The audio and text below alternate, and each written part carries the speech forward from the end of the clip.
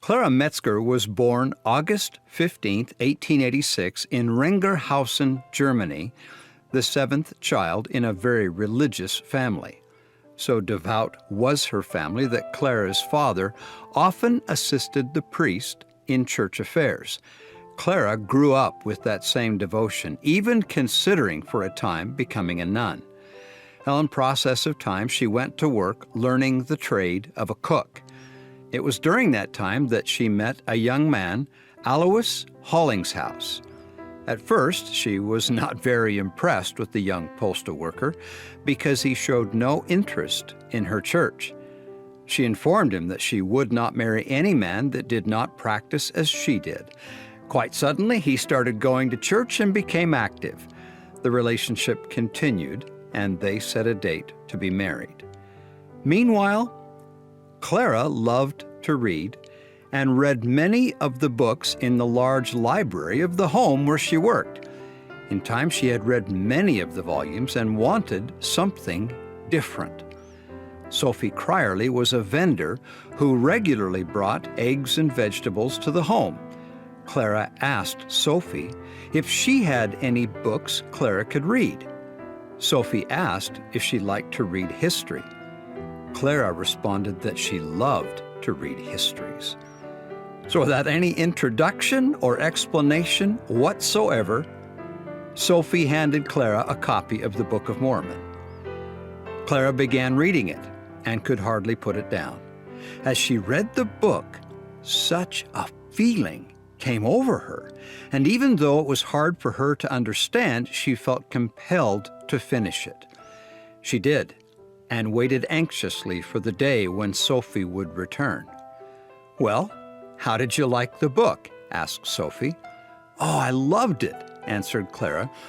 "But the book isn't complete. There must be another book to go along with it." "I can't bring you another book," Sophie said, "but I can take you to where you can learn about it." Clara began meeting with the missionaries and came to know that the message of the restored gospel was true with every fiber of her body and soul.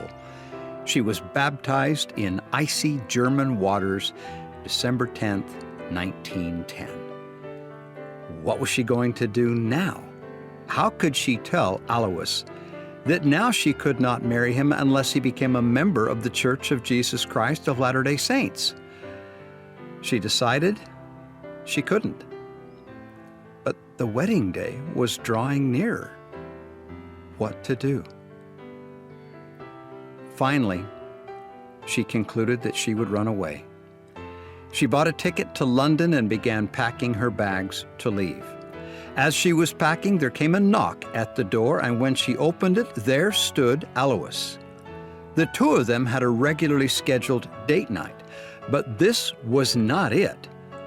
"What are you doing here?" she asked. Alois explained that he was not going to be able to make their date night as he had a meeting to attend, and he named the place where the meeting was being held. Clara knew that place. "Why would you want to go there?" she asked. "That's where the Mormons meet, and they are baptizing that night." We can only imagine her stunned surprise when he announced, "That is why I'm going. I know the Mormons meet there, and I am going to be baptized by the missionaries."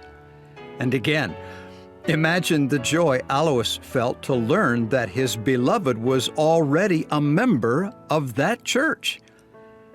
Alois was baptized April 22nd, 1911, and he and Clara were married the following May 3rd.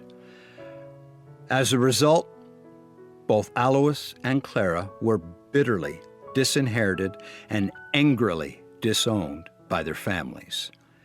In 1912, they immigrated to Utah, and in 1913 were sealed in the Salt Lake Temple, thus beginning a remarkable life of temple service, doing the work for thousands of their kindred dead. Indeed, the Lord moves in mysterious ways His wonders to perform. I'm Glenn Rawson, and thank you.